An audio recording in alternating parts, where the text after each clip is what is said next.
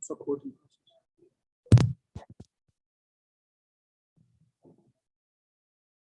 Assalamu alaikum, everyone. Please be seated. Inshallah, we will be starting now. Alhamdulillah, wassalatu wassalamu ala rasulillah. So, inshallah, today's talk will be about navigating the marriage process. And today we have Sheikh Asim with us. For those of you, Sheikh Asim has been a regular on our program, but for those of you who may be coming for the first time, Sheikh Asim, just briefly about him. He is trained in both the Islamic sciences, and he has completed his Alim studies, and he is also a professional when it comes to the being in the field of computer science. So, and he's also involved with youth frequently and involved in dawah, different dawah activities. So, mashallah, he's well versed in these type of topics. So, with that, I just want to give a little bit of background. So, in preparation for this discussion, I did send out a survey, and we did get responses from youth who have questions about the marriage process. So, the flow that we'll be going over today will be inspired by some of the questions that were submitted. And we'll try to get as far as we can. Throughout the talk, if there is a burning question or clarification, do raise your hand and we'll try to take it at that time.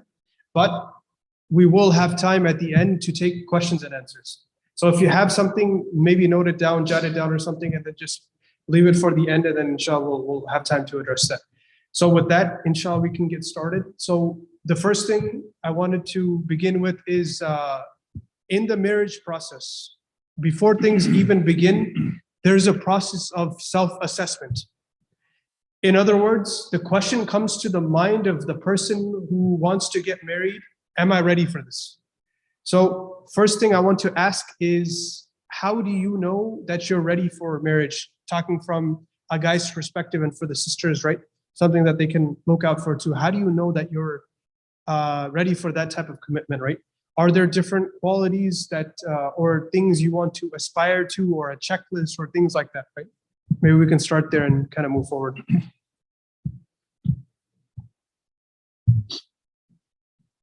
Is that the question for me now? Yeah. Okay. Bismillah ar-Rahman ar-Rahim. Alhamdulillah Rabbil Alameen. Wa salatu wa salam ala Rasulullah wa ala alihi wa sahbihi ajma'in. Rabbi shrah li sadri wa yassir li amri wa hlul 'uqdatam min lisani yafqahu qawli. Assalamu alaikum wa rahmatullahi wa barakatuh. And Jazakumullah khairan for giving me an opportunity to talk about an important subject that many of us have questions about, and inshallah we'll try our best to give the answers if we can. If we cannot, then inshallah try to get the answers for you later in the future. But the question that was asked about how do we know if we are ready for marriage or not? When it comes to that, especially from the guy's side, some of the fuqaha, they go into the detail about when it comes to the marriage, that even though it's a sunnah act, when we say sunnah, what it means by that is it is something which is recommended for us to do, and it's from the sunnah of Rasulullah sallallahu alaihi wasallam. But some of the fuqaha, they consider it even an obligatory act, especially in the circumstances where a person is getting into a situation that he may commit haram. To avoid the haram here, in those cases, it becomes an obligation for the person to get married. Now, as far as it goes, that how do we tell if a person is ready for a man to be married, to get married? He is, of course, becomes the one who is the caretaker of the house. So he has to have enough from the perspective of taking care of the family. So that's something, because it's an obligation on him. Once a person gets married, Now, it is an obligation on the husband to be the one who provides or the provider of the family. So that is an important thing that he has to look into. Besides that, of course, there will be, inshallah, more questions will come up and we'll talk about them as well. But this is one of the key things that have to be looked into when we talk about marriage. Okay, so you talked about some of the requirements, like being able to provide for, for that family. Now, the question I will ask, and the question that comes up and even came up in the survey, is that what if you're in a situation where you're going through your studies, for example, and you're not quite there yet? You're not graduated, for example, in whatever you may be studying, and you haven't lined up a job that can, maybe you have a part-time job, but not something that you could have, provide housing for a spouse or anything like that, from the guy's perspective, right?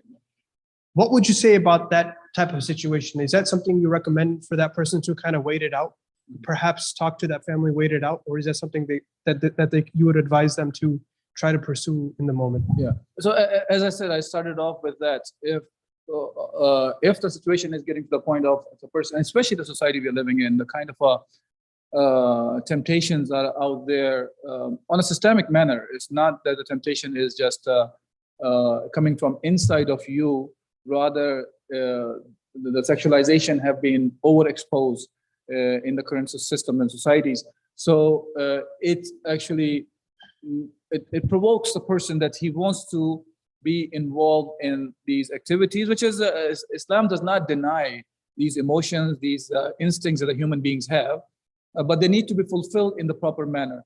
And the proper manner in Islam is to get married. And that's the way you can satisfy these needs that Allah subhanahu wa ta'ala has created in both men and women. So now, as I said, one of the things is you have to take care of the family. If you are not the one who are able to take care of the family, and this is for what Rasulullah sallallahu alaihi wasallam have suggested the youth, to the shabab. He mentioned, first of all, that whoever has the capability to do that, marry. Okay, but if you don't, then fast. Because fasting works as a shield for you to create the consciousness of Allah subhanahu wa ta'ala, and that prevents you from these kind of temptations. Now, if it can be that the person's family is well off and that they can provide, that's something that that person has to work with the family, that's if it is doable or not. But at the end of the day, let's not forget that this responsibility of taking care of the family lies on the man of the house, the father or the husband. In that case, he is the caretaker, he's the provider of the family. Okay. Jazakallah khair. Now, getting back to the topic of self-assessment and knowing if I'm ready, is there anything that you think a person should keep in mind, such as like, what's my vision? Should I have a vision going into marriage, or is it as simple as I want to just make sure that I satisfy my desires in a halal manner, right? Or should somebody aspire to something out of that marriage? Should they have a purpose behind it?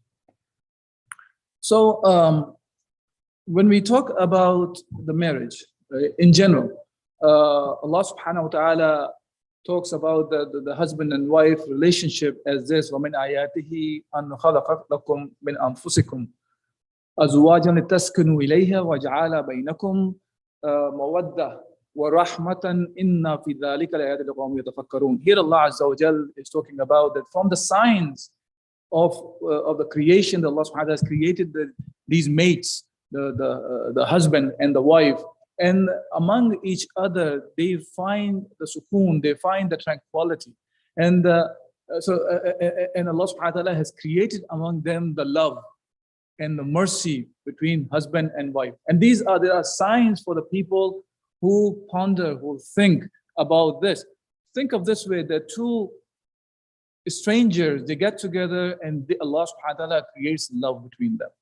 This itself is something for us to think about, that how does this happen between the male and the female, and the way Allah subhanahu wa ta'ala creates the mercy. Now, about the readiness part, that we have to think of from the angle of if the person, or what should be looking for when a person is trying to get married. the reason that we try to get married as a Muslim is because this is from Allah Azza wa Jal has commanded us. If we want to fulfill these needs, marriage is the way to do it. So it is linked to the pleasure of Allah subhanahu wa ta'ala. We are trying to please Allah subhanahu wa ta'ala by whenever we undertake any kind of action. Yeah.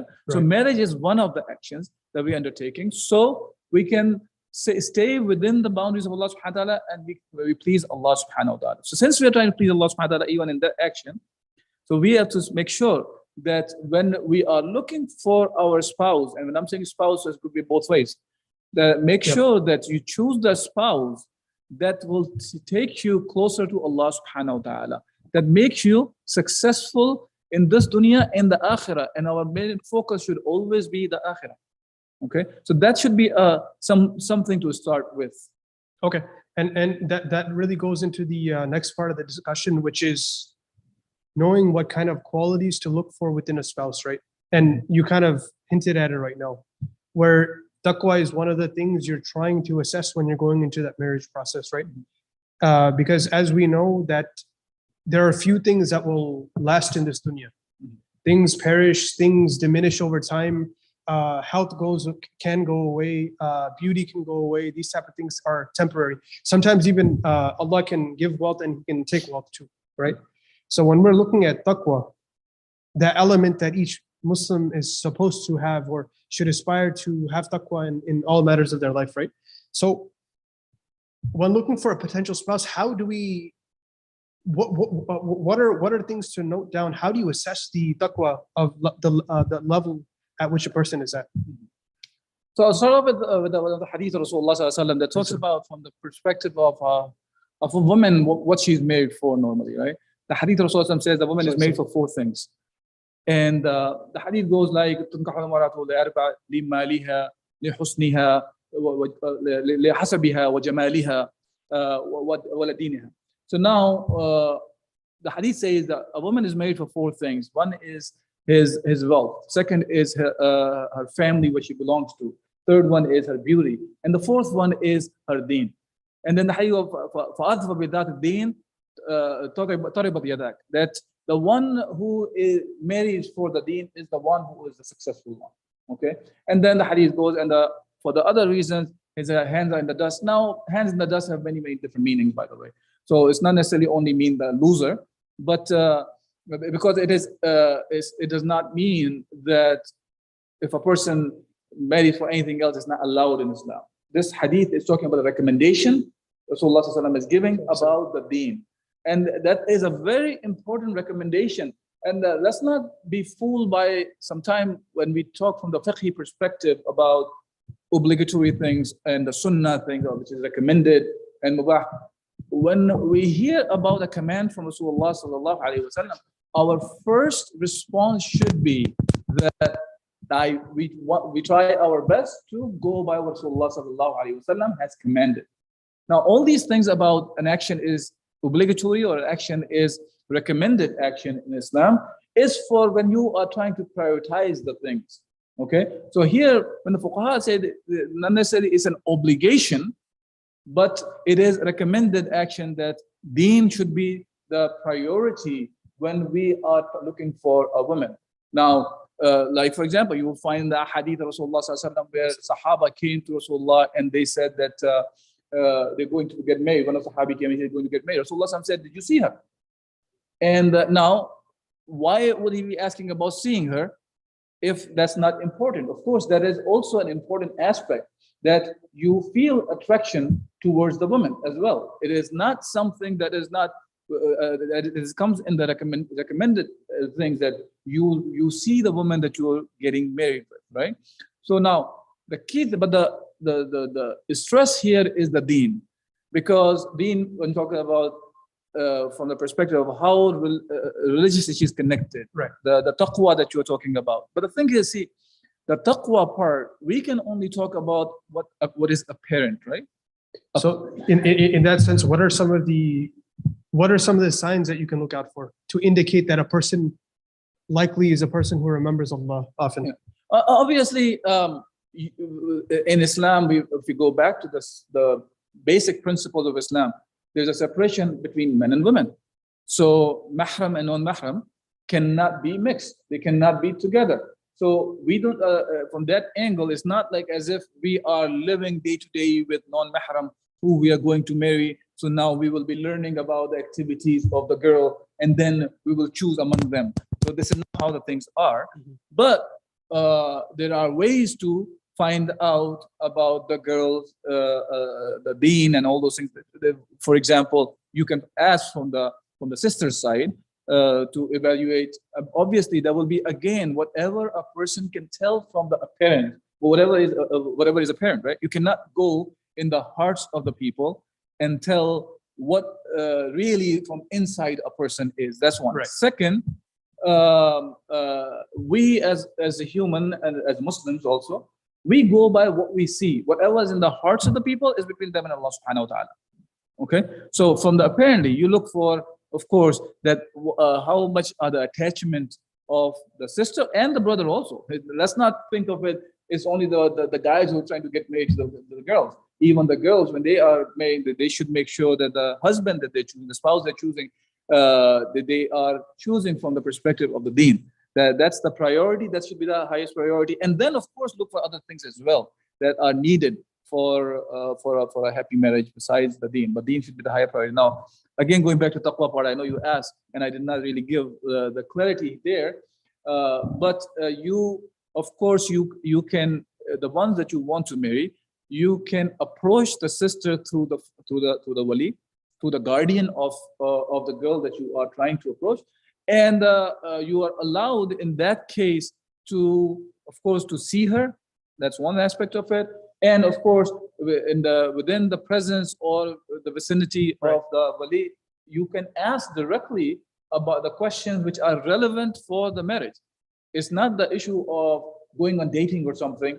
This is not what Islam is about. So we are not the one who are sending the men and the women on dates, mahram and non-mahram, and then trying to figure out if they are fit for each other or not. We'll get a little bit more into that too. Sure. To learn about that, these are the options that we have here that we should go by. Right. So that's a good strategy. And now when I think back to my own marriage process, right? I mean, for my mother, my sister, for example, to be engaged at a more intimate level, right? And that's a good strategy to find information. It's not that you're sending somebody to spy or anything like that, but you just want to observe, be around that person, right? To kind of see what kind of qualities they have. How are they when they're relaxed? How are they when their guard is down, in those type of environments? But one thing I will say is how to judge somebody properly, because sometimes it's easy to see an outward appearance. For the brother, he might have a beard. Maybe he wears a kufi frequently. Maybe he, perhaps you see him at the masjid, these type of things. For the sister, maybe she's donning the hijab and she appears as if she's observant, right, of her deen. But unfortunately, the reason I'm asking this question is because as the hijab becomes more and more popular as a general trend that I see in America, right, sometimes the reality doesn't match the appearance. Or you might have someone that appears to be, and beards are becoming more popular at that too, right? Sometimes you have somebody that might fit the look, but how to get beyond that surface level and try to figure out, what this person is about. I mean, let's go back to, because what we're looking for is from the angle of the deen, right? So to assess that, we should have an image or understanding of when we say somebody has an Islamic personality. Yeah. So Islamic personality means a person who thinks according to what Allah subhanahu wa ta'ala reveals to Rasulullah sallallahu alayhi wa sallam, in the shape of which we have is the Quran and the Sunnah. So does the person assess the things, meaning what is right and wrong, from the perspective of Quran and Sunnah or not? So that's one aspect. Just to know what Allah subhanahu wa ta'ala wants. Whenever any issue arises, an issue comes up, the person assesses according to the Quran and Sunnah, okay, this is what Allah subhanahu wa ta'ala wants from me. Now, but that's not sufficient just to know what Allah subhanahu wa ta'ala wants from us, right? The second part of that is to have a disposition of an action, meaning you act according to what Allah subhanahu wa ta'ala wants from us. So they both go hand in hand.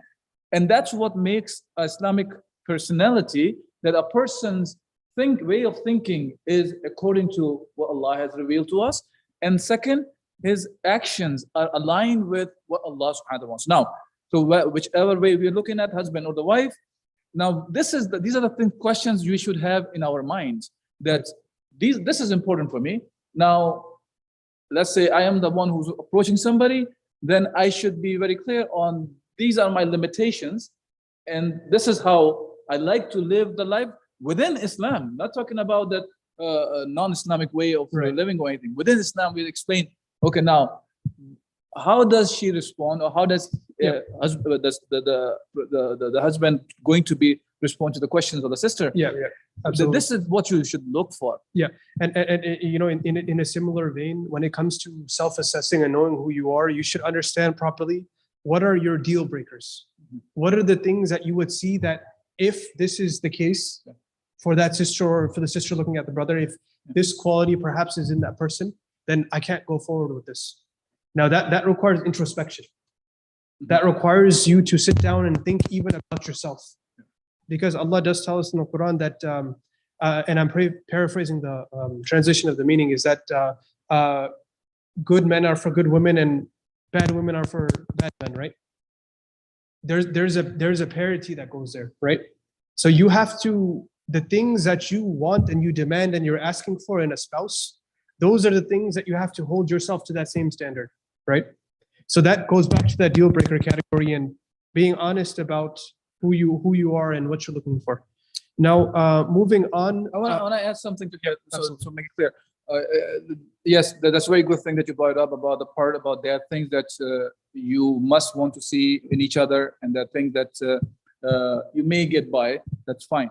But at the same time, we should not forget, especially in a husband-wife relationship, when it happens, that just because a person is agreeing on something at one point, a person can make mistakes. And of course, if there's anybody who's married here, they would know very clearly that, of course, people, when the husband and wife are married for a longer period of time, they will be making mistakes. They will be agreeing and disagreeing with the things. Right. So just because there's something, one thing or few things do not go the way that you were expecting from the beginning, it means that, okay, now the deal has been broken from our end. Does it make sense? Yeah, absolutely. And yeah, that's something I do want to get into a little bit later. But so the next thing is that how important is compatibility? Suppose that you've come to the conclusion, or you assess that this person centers their life around what Allah subhanahu wa ta'ala wants, or they try their best, right,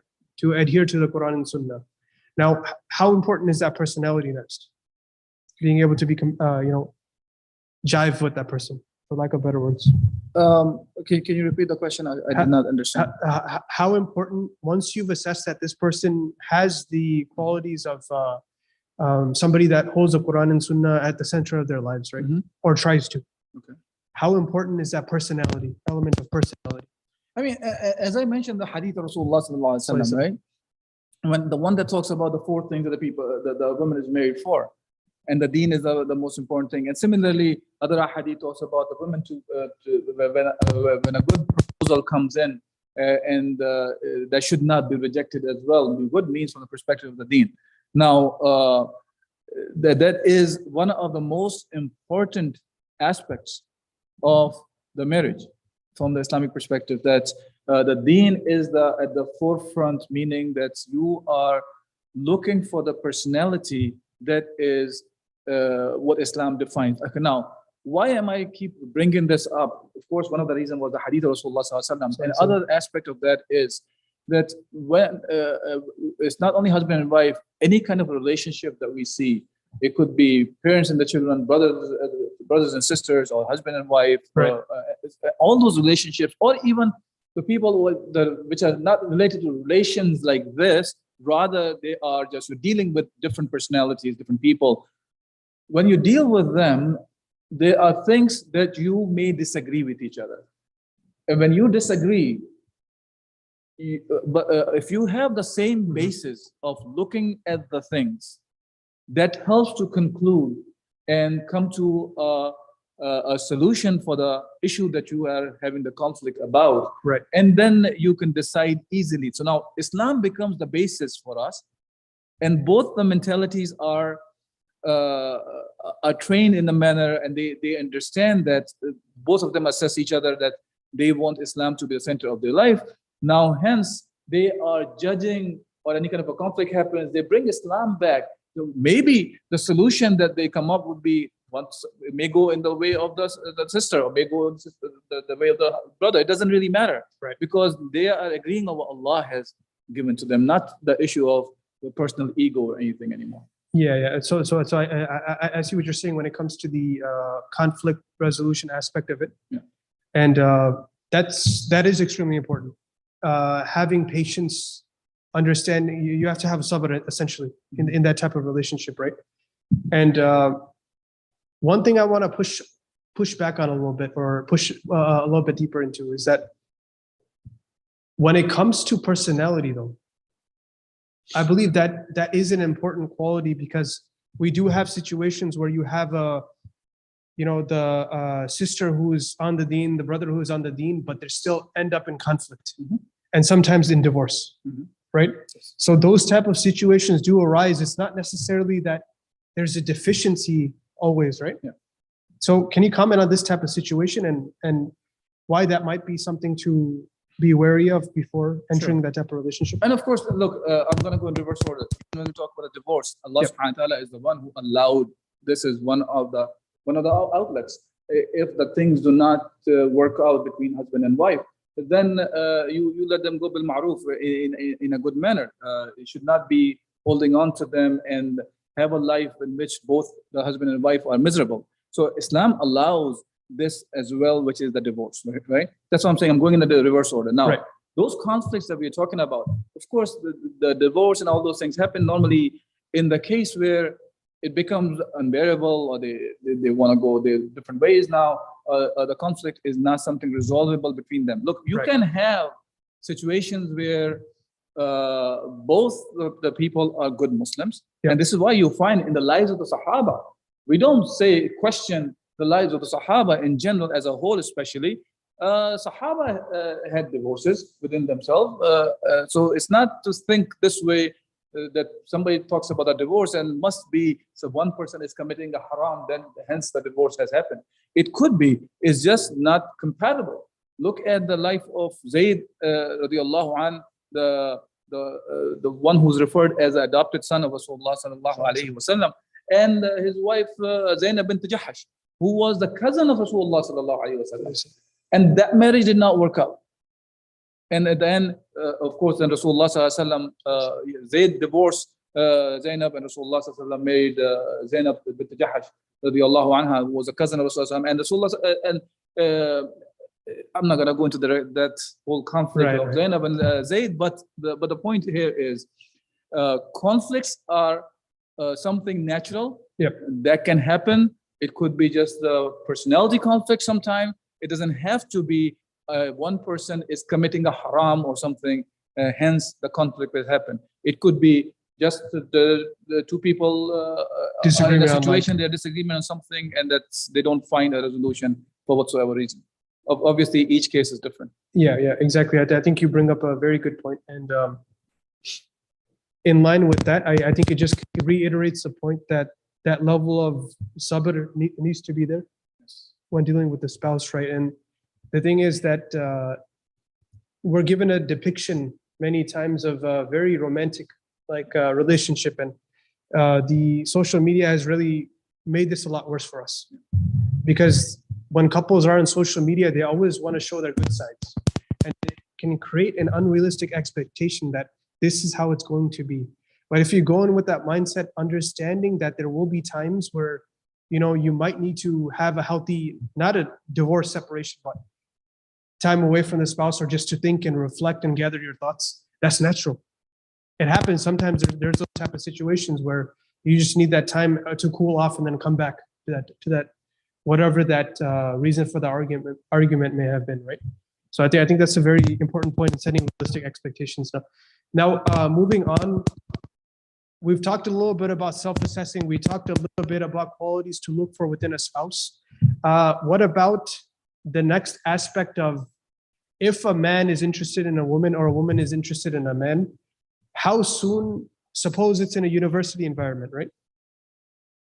How soon does the guy have to involve the wali of the sister, or the sister has to involve her, father or brother? How soon does that have to happen?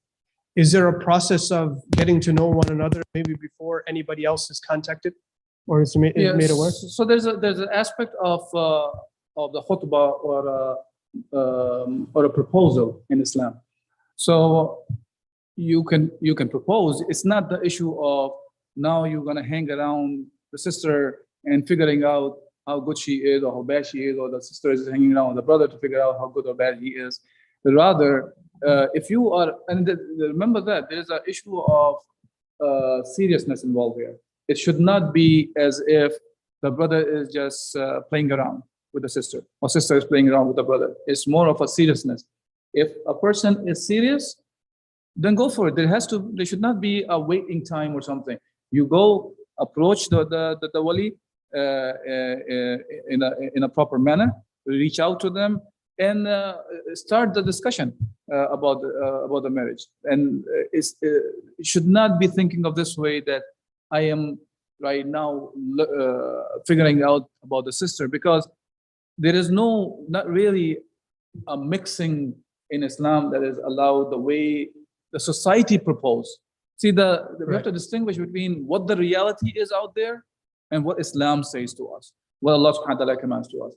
We don't come up with the rulings based on what the reality is out there. Meaning, reality is not the one that tells us what the rule of Allah subhanahu wa ta'ala is. The reality only tells us, okay, this is the situation we are in. We need to know what Allah subhanahu wa ta'ala wants from us in that situation. We don't change or bend the rules based on the place we are at, or we think of ourselves, or we are living in this time and era, hence the rules should be changed for us. No, we have to change ourselves.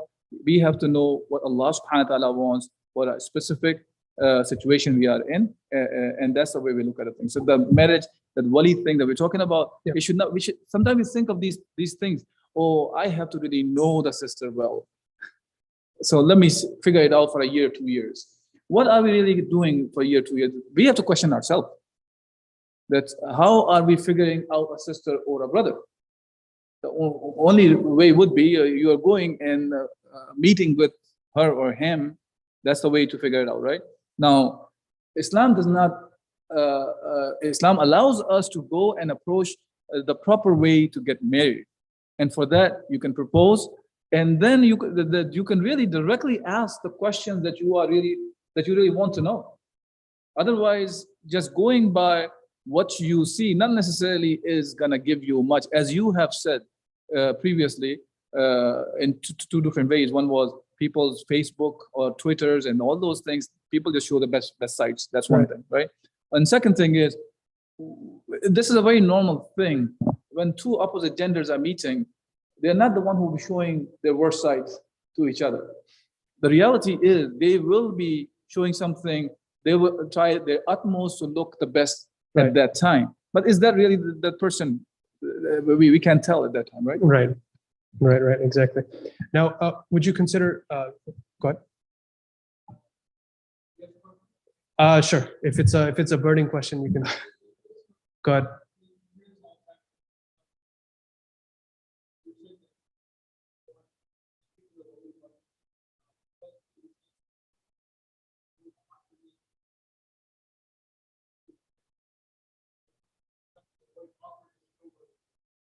Can you repeat the question? Yeah. So the question is that some people say that, isn't it better to try to get to know the person to see if it's going to work out or not before involving the wali? Because if you do, things can become awkward if you have to break off the relationship or it's not going anywhere. So when we talk about talking to the wali, talking to the wali does not constitute that there's a relationship has been built now or anything. There's nothing still. It's just you are talking or asking for their hand. Does not mean that you from your side you have agreed. You're just figuring out that you really want a sister, because you're going to see her, for example, within the presence of the wali, and also you want to talk to her probably.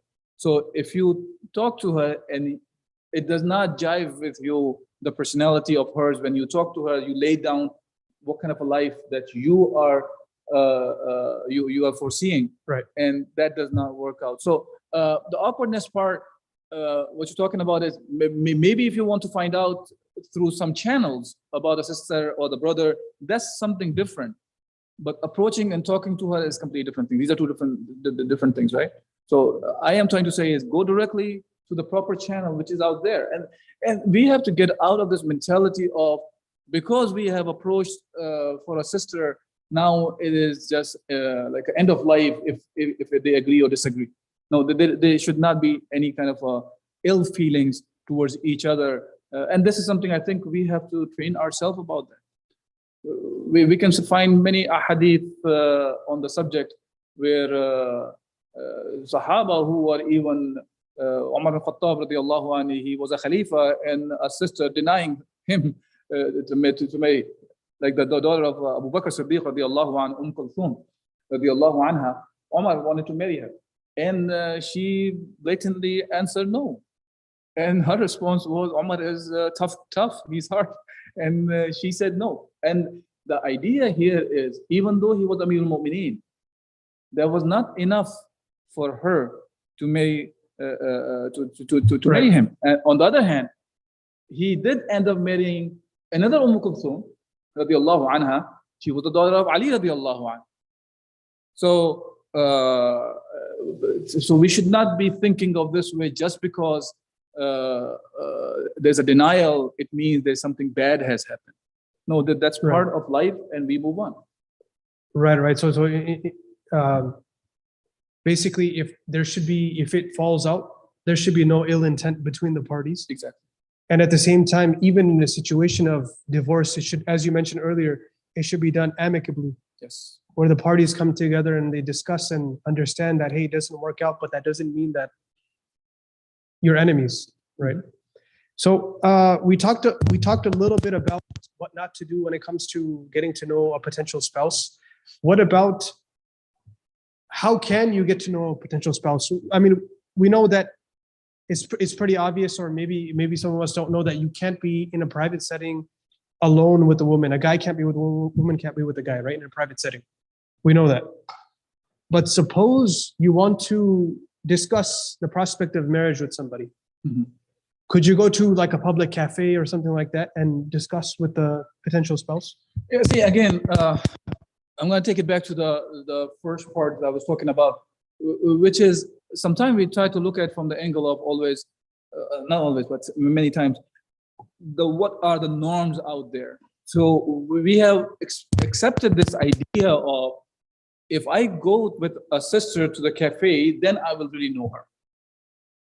Or if I take her to the restaurant or take her to the movies, that's the way for me to knowing her. That's not the way a Muslim look at the actions. A Muslim look at the actions from the angle of, okay, what does Allah Azza wa Jal wants from me, and how the things should be done from the Sharia perspective. So if Islam has created this separation between the men and women, except the circumstances where it is allowed to be together. For example, for educational purposes, or for buying and selling, or you are in a business place, marketplace. And these are for different actions, or even you're at Hajj together, or even in the Salah, we are the brothers on the front and the sisters in the back. I mean, but that's not really a mixing that's happening, they're separated. But I'm talking about in the situation of education, or things like, for example, there's a doctor needed, and the doctor is only, male is available for the female. In those circumstances, it is allowed for that kind of a mixing. But so if these are the only ones which are allowed where we are supposed to mix, of course, I'm talking about mahram and non-mahram. Of course, the people who are mahram to each other, meaning the one who are like brothers and sisters, or the father and the daughter. I'm talking about the mahram and non-mahram. So we're talking about mahram and non-mahram mixing. So we have to look from the angle of first where the ikhtilat is allowed or mixing is allowed, and where it's not allowed. So for that purpose, the way is, as I mentioned, that you approach the wali And this is how you really Initiate the initiate conversation. this conversation about the marriage. Just to clarify, you are allowed to talk to, from the guy's perspective, talk to the girl, right? I mean, so for example, what happens often is that in that setting where, for example, families meet, you'll have an opportunity for the guy and the girl to sit away from the family, even though they're not in a secluded area where nobody sees them, right? But they're given the opportunity to talk to each other. They can't be heard, but they can be seen. Is that something that's permissible? So, I mean, you will find sometimes the differences about the opinion from a fiqh perspective. Okay. But the hadith of Rasulullah sallallahu alaihi wasallam that I will talk about this says that Rasulullah said, when one of you asks a woman in marriage, if he is able to look at what will induce him to marry her, he should do so. Okay? And the hadith actually goes on, and Jabir said, I asked a girl in marriage that I used to look at her secretly. This opens a can of worms. Until I looked at what induced me to marry her. Right. I therefore married her. This is Ibn Jarir is talking about this. Okay. Yeah. Now, Jarir bin Abdullah. Now, Jabir bin Abdullah. Now here, when Jabir is talking about the subject, one thing to remember is he approached, he did the proposal already. Right. Okay. So the proposal is done, and then after the proposal is done, he is trying to just see her without her knowing that he was looking at her. Okay? So this is where the fuqaha, they allowed this. In those circumstances, right, it is allowed for the man who is seriously looking and he has already proposed. Look, remember that. At the end of the day, Allah subhanahu wa ta'ala knows what's in our hearts. Okay? Whether we are playing or we are doing which is within the boundaries of Islam. So if Allah subhanahu wa ta'ala has allowed certain things, when we're talking about Jabir was doing something, Rasulullah sallallahu alaihi wasallam told him to look, and he understood from their hadith. The hadith إذا خطب أحدكم المرأة فإن استطاع أن ينظر إلى ما يدعوه إلى نكاحها فليفعل. Okay, so here that's what he was talking about, and for that Jabir bin Abdullah, after that khutbah was done, he made the proposal. Now he was trying to see her from the nut. He is what is it called, the term bird watching, going on left and right. Is that what they use? I don't know where you're going. I guess the bird watching is something. It's really bird watching. Yeah, right. So, okay. Probably a translation. Yeah. I think we're probably in the question and answer. We'll probably need a clarification on this one. Okay. Before. No, that's fine. But yeah.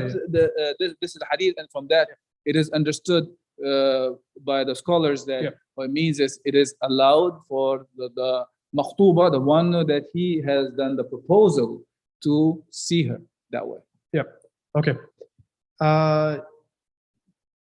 So next, now let's suppose the marriage process is initiated, the proposal is made, and when that discussion happens between the potential spouse, the spouses, right? Mm-hmm. Do you have any questions or guidelines on things to ask and look out for? Look, everybody will have their own, as you say, deal breakers, if you want to call them, right? But those deal breakers have to be around within the limitations of Islam we're talking about. Okay, not that the deal breaker becomes something which is not halal, right? Like for example, in Desi cultures, it is expected from the bride to bring some dowry. Yep. Strange kind of things that we have in Desi culture. I was just giving a talk at one of the schools, and I was bringing that up, the issue of, and that's not only Desi culture, to be very clear, even the Masri culture, the Egyptians have the similar kind of thing. Right. The expectation is the girl side is going to bring something. Well, what is the Islamic side is, in Islam, the mahar is given by the husband. Husband is the one who pays to the bride, and that's for the bride, by the way. Right. Okay, it's not for the father of the bride. It's not for the brothers of the bride or uncles of the bride or anything. It is for the bride. This is the haqq of her. This is her right to be given to her. Yep. Okay. Right. So you're absolutely right. Everyone does need to come up with what their deal breakers are and the questions they want to ask and focus on. In my process, I did use a set of questions for my marriage process, right? So if anybody is interested in that, it can give you some ideas on maybe what to ask potential spouse, right? What kind of questions are, and it'll get you thinking, right? I believe it's good to get some of the tough questions out of the way, right? And we can bring some examples of those too in the question and answer, right? But I can give you an example of, I know a couple, when they got married, because probably there's some questions you mentioned, there's something later, but I want to bring it up anyways, which is the issue of when they got married, getting married here, you have to get this, what's it called? You go to the city hall, get some paperwork done over there, and then you can go to the sheikh, and then he will do the the aqad nikah for you, and then you have to go turn in the papers and all that, whichever the way that works.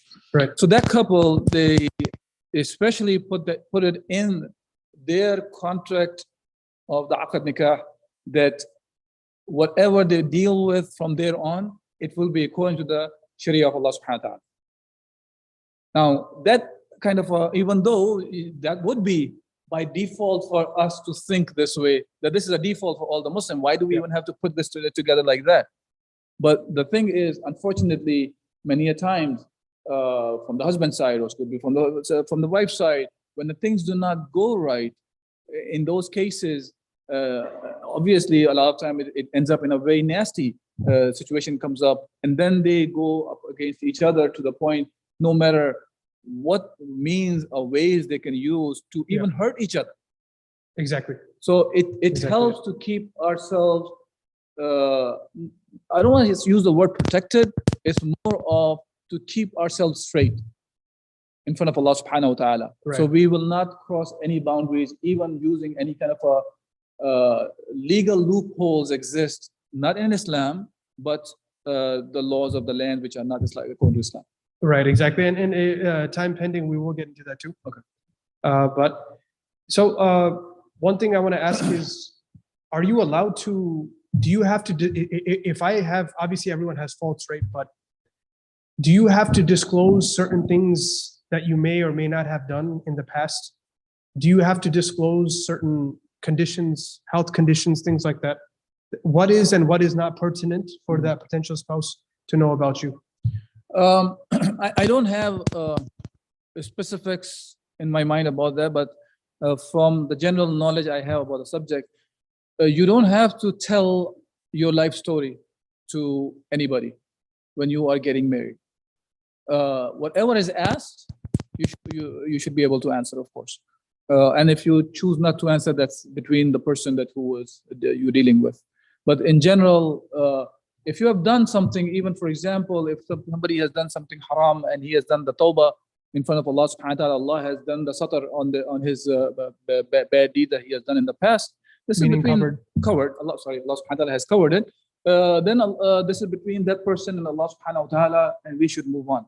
We don't have to go and dig the past of the people to figure out what exactly a person has done. We all can make mistakes in our lives, minor or whatever.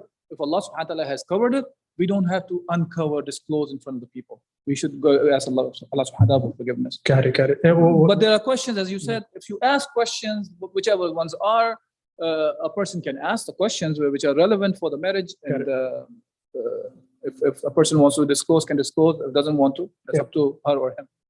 What about second part of the question? What about health deficiencies that may relate to aspects of the marriage, perhaps in the matters of intimacy and these type of things?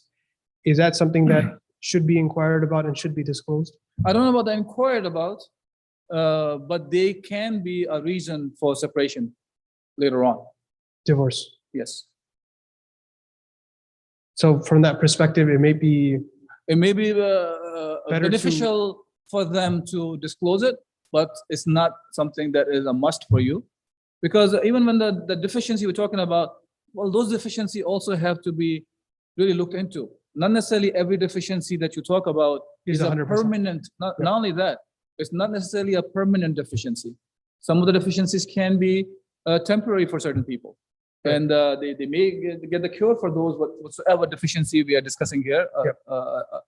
I don't think we have to go into the details of each deficiency here, but that has to be looked into. And if it becomes a problematic thing for the marriage, and of course, in some cases, it can end up into divorce also. Right, right. And it has the right for the wife or for the husband to have the right. Right, right. So there's just one final thing I want to cover before we open up to question and answer from the audience. I want to get a little bit into obstacles in initiating the marriage process.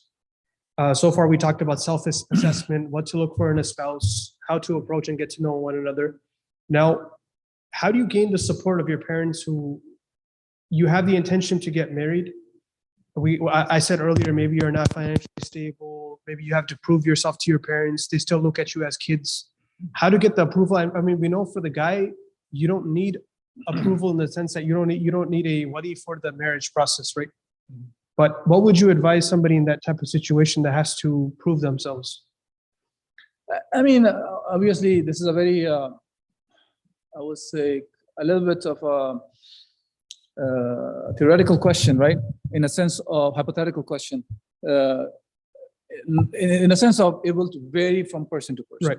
From that angle, not necessarily hypothetical. It's more of it varies, and you really have to know that what is something that one's parents are looking for in a person to say that that person is ready for it now, right? And for that, you have to have the discussion with your parents. And parents are not really monsters or something. They want the best for their kids at the end of the day, in general, I would say. And there has to be an open relationship between the parents and the children. And if the parents are creating barriers, that should be discussed with them and ask them, okay, what can you do to take care of those barriers that they perceive as barriers? Right. And if they think that they are not really barriers, the parents think they are barriers, then try to communicate with them and show them those barriers are not really barriers anymore, or they are not really relevant. It could be, so for example, sometimes it becomes a cultural thing, right? Right. That parents have migrated from other countries, and they had different mindset compared to when the kids who are raised here. Right. But that does not change anything from the perspective of what is halal and haram from the Islamic Sharia perspective. That continues to be the same. Our criterion of right and wrong does not change just because the parents are from other part of the world, or they are from here, or the kids were born here or there. It doesn't really matter. But that aspect of it, the barriers, talk. I would suggest, highly recommend, talk to the parents. Find out what are they, what is it that's preventing them to allow their kids to get married, especially in the society which is tempting both men and women, boys and girls, to commit haram. The society that is making haram more accessible compared to do an action in a halal manner. Right. So I think it's just we have to really go back to the parents and discuss with them and show them, to tell them, look, this is how society, the temptations are out there. That this is going to, for example, misguide us, put us on the wrong path, and we want to be out of these kind of temptations that we are going through. Right. Be open to the parents. I mean, look, the society here, they're trying to teach sex education at elementary school. Yep. So why we as Muslims cannot just directly be open to our parents about these needs in the halal manner? So there has to be open discussion with the parents. Don't be shy about that. And these conflicts can also come up in situations of marrying somebody from another ethnicity, background, different wealth status, and so on and so forth, right? Yeah. But I think what's important that you highlighted is that you have to be upfront with your parents. You have to be open with them. I think one of the biggest ways, and you mentioned it, to gain the trust of your parents is to speak to them. Mm-hmm. Because if the parent sees that the child is running away from this topic, or they're hiding, they're doing things in secrecy, what is that going to bring in the mind except that this person is not confident about what they're standing for? So if you bring that confidence and upfrontness, that is one way to prove yourself, right? Yes. Now, there's other questions. But there's an aspect of it I want to add to it, which is Absolutely. when it comes to the, especially from the sister side, there is a requirement of a wali, okay, which is his acceptance is also a must for the contract of the marriage that is going to happen. So he has to approve as well. The Besides father or the brother. father. In general, we start off with the father. Right. And of course, we're talking about father as a Muslim as well. Because a kafir cannot be a wali for the Muslim, a Muslim cannot be a wali for the kafir. So we are talking about wali in the situation of the father is Muslim and he is the wali of the girl.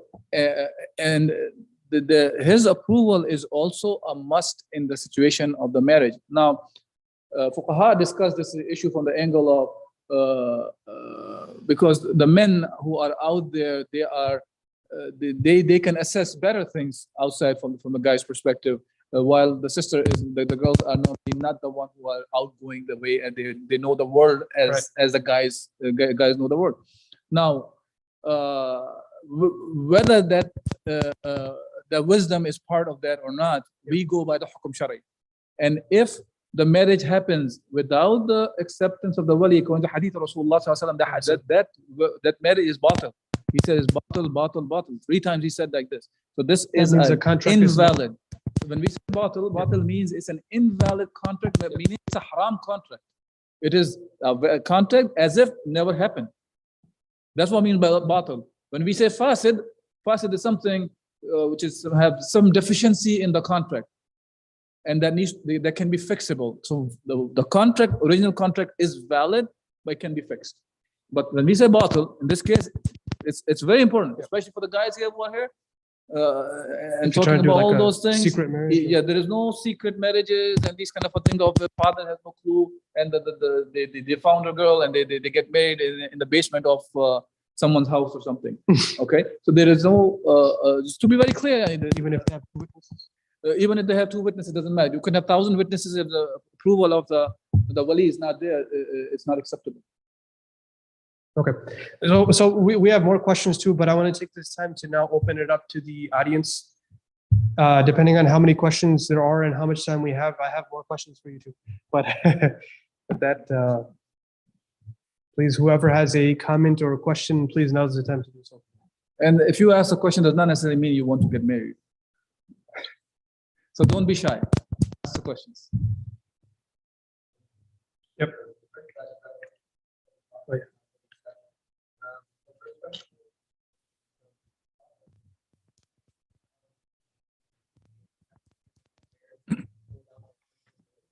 Can you repeat that, please? I'm sorry.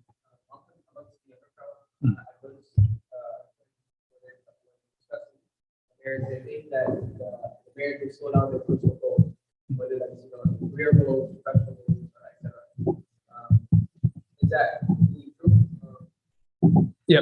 So the question is that many times today, and what we're seeing in society in general, is that people think that marriage will slow down their personal goals, be that physical, academic, career, right?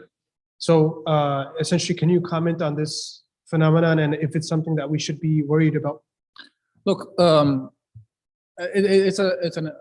personally speaking, if you ask me this question, it's an absurd kind of a thinking that have been created within the society this way, because this society promotes the people this way, that you continue to have fun, and when you're done with the fun, then get married.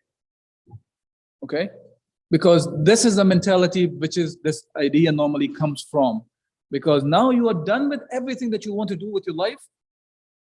Now it's not good for anybody to go get married. You can settle down. So now, settle down, sorry. Yeah, that's the term, yeah? Okay, so now going back to this question about personal goals, they get slowed down and all those things. In reality, what marriage does is going to make you more focused in your life, because you have taken care of a distraction that you had. That's the reality of the young crowd. Ask yourself how much of a distraction it becomes because you're not married and you want to go what Islam has the boundary. You want to stay within the boundaries of Islam. So that now this itself is actually becoming a hindrance in your goals. To think that it is a barrier or it slows you down, I think it is incorrect information that people bring up, or it could be some people's their own marriages, for example, it did not work out. It has nothing to do with the goals or anything. If the things do not work out, that's a separate issue. Yeah, that can cause, of course, the different kind of problems in life in general. But Islam also gives a solution for that as well, as we have talked previously. So it's not that you have to linger around in circumstances which are becoming painful for you. Yeah. So of course, when you one of the things that we did not talk about, which is when husband and wife they have some conflicts or things that they may not like in each other. Look for the things, the many other things that you like in them. Don't think of only the bad things that you have seen in each other. Look for many good things that they also have. And that can make the life much more easier. So actually, to answer it in a nutshell, it will make you more focused. It will help you to ghadd al-basar. It will lower your gaze. It helps to lower the gaze because now the thing that you are interested in, you have it now. So you don't have to look around, fool around. Obviously, alhamdulillah, we should not be doing it anyways.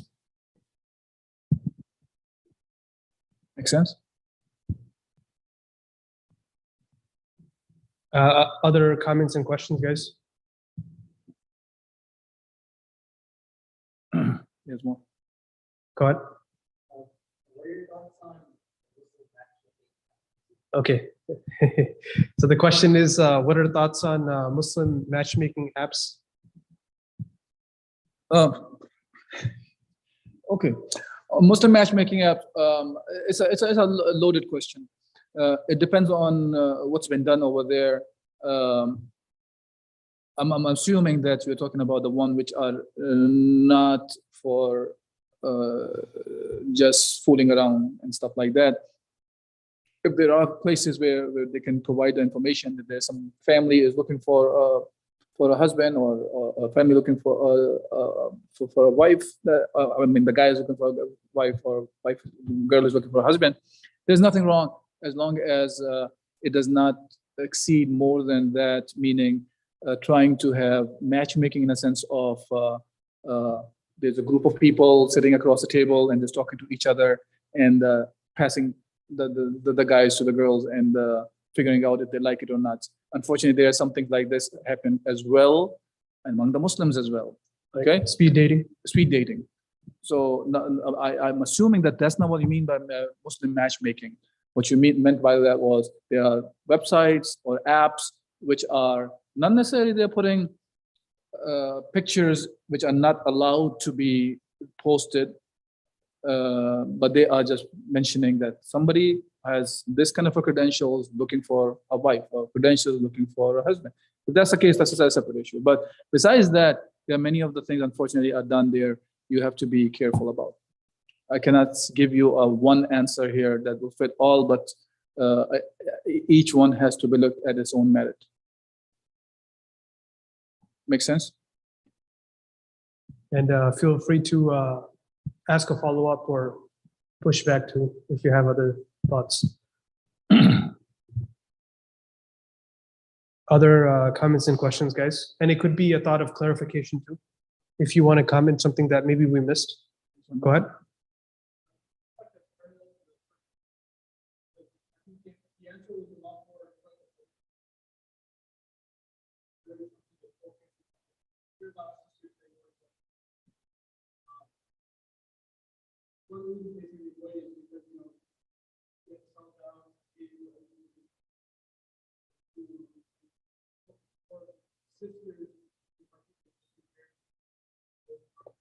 Yeah, very good question. So the question is, the earlier question that was asked was about marriage delaying personal goals.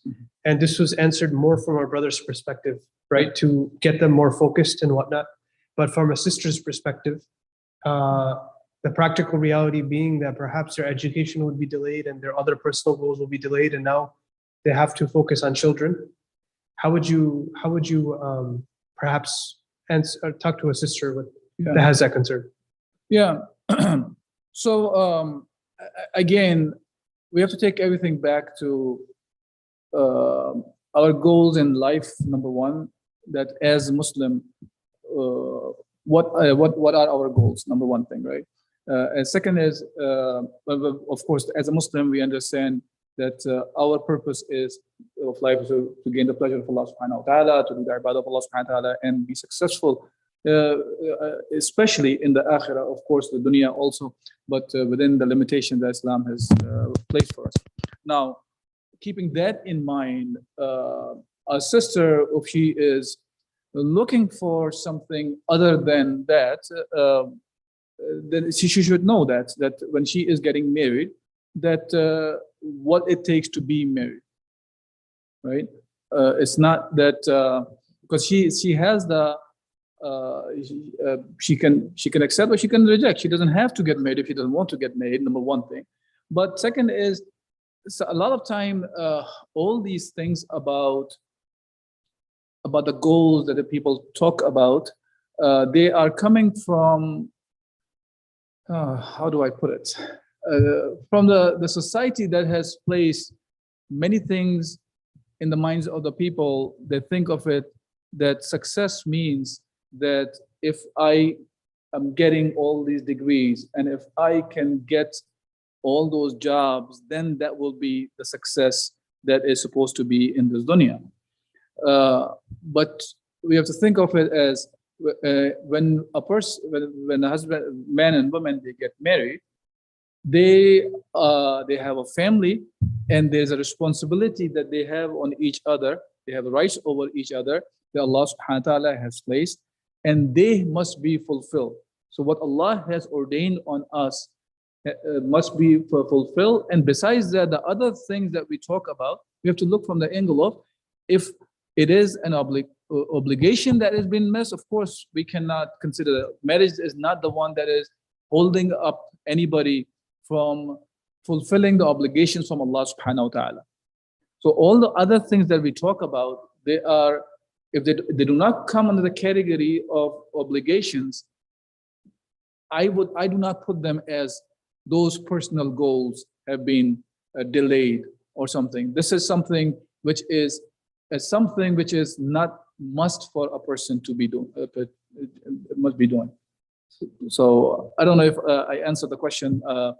I'm trying to give it in a way that I'm covering many things in my head, but I can't do justice to everything. Yeah, go ahead. If you ask the question, probably I will clarify. Yeah.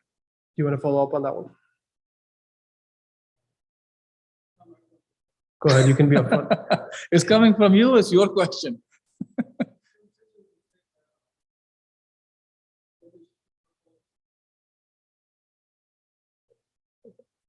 Yeah, okay. So the question is to follow the sunnah and to be the businesswoman as well. I'm not sure what does it mean by being the sunnah here. Of the Khadija radiallahu anha, because she was a businesswoman prior to when Rasulullah married Khadija radiallahu anha. I'm not sure if she continued to be a businesswoman afterwards. I do not know about that. But let's carry on with that. We have to understand that this is not an obligation, again, that for a sister to provide for the family. This is not an obligation on the sister. It's an obligation on the husband to provide for the family. As we have talked about in the past many times, if a sister does work and if she makes any wealth, that is her wealth. She doesn't have to spend a single penny on the family. Okay? And I want to make a statement which I hear a lot, which is an incorrect statement. That's why I'm going to repeat that. Which is, sometimes they say, as I already mentioned, if a sister works, the wealth she makes is hers. If she wants to spend on the family, it's allowed. I'm not saying it's not allowed. It is not, she doesn't have to spend anything on the family. If she does it, this is something good that she's doing, that's fine, for the sake of Allah subhanahu wa ta'ala. Now, there's a statement that people make like this: whatever the sister makes is hers, and whatever the husband makes, that's also hers. That is incorrect statement. That is an incorrect statement. What husband makes is husband's, but there's a right of the sister in that wealth as well. So she has to be taken care by the husband. And if he's not taking care of her, then even by the whatever the customary amount a sister should be getting, she can even take it out. She can steal it. Like the Rasulullah ﷺ allowed him from Abu Sufyan. Abu Sufyan was a stingy man, and she came to Rasulullah and she said, Rasulullah said, take it, but with bil ma'ruf, which is customary. So that part is allowed. But to say that whatever is hers and whatever is husband is hers, that's I don't know. People are trying to please some sisters by saying these statements out of nowhere.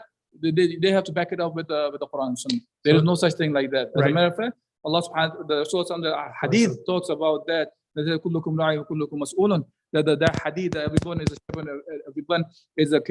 is responsible for it. The part of it talks about the woman is the caretaker of the wealth and the house of the children of the husband. It says that belongs to the husband. So let's not be fooled by these silly kind of remarks people sometimes make. Right. Okay. And just to add on to that question, sometimes the sisters come from a place of concern, meaning that they say that for me, it's good for me to secure a degree. In the event that there is a divorce, who's going to provide for me? Will I go back to if my parents are still alive, go back with them? Would I go back to my brothers if I have them, but they might be married and have their own issues to deal with, right? So they'll come from that perspective of having a safety net. Yeah. See, the thing is, many times we try to answer these questions in a form of a society which is not Islamic, and we are just looking for patchwork or whatever the society has impacted us with, we try to respond accordingly. In Islam, a sister is always been taken care of. She's always been taken care of. Not to reject the idea of a sister can have a degree. She can work if it's, of course, within the mutual understanding and all that. But even if she loses the husband, she's supposed to be taken care of by the father, by the brothers, by the sons, by the uncles, whoever is the wali afterwards for her. It's an obligation on her from Allah Azza wa Jal. She's not a burden on them. This is an obligation that they have to take care of her. And if none of those are available, if the Islamic State is there, it goes back to the Amir. The Sultan is the Amir al-Mu'mineen or the Khalifa. He becomes the caretaker of her. So a sister is always taken care of. Let's not forget this idea. So what happened here is because of missing this whole the comprehensive Islam out there, where Islam is the one that is running the life affairs, we see all these kinds of side effects of missing the Islamic State. Okay, so that's a side effect of that, because of which we think this way. But it is allowed. What the question that you ask, see, being allowed is one aspect of it, but we have been kind of pushed to start thinking this way. We always think of it, oh, if a sister gets divorced, then she'll be a burden on the brothers or the father or this or that. No. She will continue to be getting her right that she's supposed to be getting, that Allah has placed her right. This is how we're supposed to look at these things, not thinking of it's a burden or anything. Right. Other comments or questions? Otherwise, I have other thoughts about this too. The aspect that it's not just the sisters that fear what could happen in a fallout situation where there's a divorce, but the brothers also have a concern and a fear that could it be that 50% of my wealth will now be separated from me in the case of a divorce, right? Is this something that's Islamically mandated upon me for me to provide even after separation for the wife? And what about children? If children are in the equation, right? Yeah. Does that continue, or how does that work? So when it comes to the children, of course, taking care of the children continues to be the father's responsibility. Right. That he has to take care of the children. We're talking about the children, of course, not talking about 30-year-old children. We're talking about the one who are underage, the one who need a guardian. So the father is supposed to provide to them, right? When it comes to the wife, in Islamically, once a divorce happens, she's no more mahram for him, and she is not the one should be taken care of by the husband. Yes, if there is any remaining dowry or something, mahar is there outstanding, that has to be paid to her. And if she is the one who is during the time of the iddah, she still should be taken care by the husband. And What's that? iddah is The a waiting period? waiting period after the divorce happens. And if there are small children that she is taking care of them, then she, of course, for example, if she's nursing the children, then she can ask for the nafaqah for that aspect of it. But that's only for the small time period. And after that, but there is no such thing as that you mentioned about once the divorce happens, then the wealth is divided into 50%. This is not Islamic. This is the laws of different parts of the world may impose on you, but Islamically, that's not the way it's supposed to be. Right. So in order to protect against this type of taking matters to court and seeking, 50-50 and so on and so forth, would you recommend anything like a prenuptial agreement that would state something along the lines of, if they're in the event of a divorce, whatever property that I have or I've acquired under my name is mine, whatever you've acquired from, the other spouse is yours, and there is no such thing as a support after that. So before I give the answer for this one, yeah. I will suggest something else, which is, I think that's before, the two aspects of it. One is when you are proposing husband or wife, whoever's proposing, because proposal can come from the sister side as well, by the way. It's not necessarily the proposal comes only from the brother side. If it comes, now in that case, we want to please Allah subhanahu wa ta'ala. So from both sides, we want to bring up this issue of that we want to live our life according to the commands of Allah subhanahu wa ta'ala. So we can have the tranquility that Allah Azza wa Jal has mentioned between the husband and wife, that tranquility or that rahmah, the mercy that comes from Allah subhanahu wa ta'ala, that's based on what we do, right? Yes, that should be followed by the actions as well. So these expectations should be set, that we want to live according to what Allah subhanahu wa ta'ala has ordained on us. So if you want, you can put these kind of things that we will live our life according to the Sharia. And even if we end this marriage contract, we will end it according to Allah that pleases Allah subhanahu wa ta'ala. Right? So you can bring that up. But besides all that, before all these conflicting life a husband and wife can get into, when the life is going smooth, this is the time we should be helping each other to really become the slave of Allah subhanahu wa ta'ala. And don't think of it as the husband is the one who will be teaching the wife only. It can go both ways.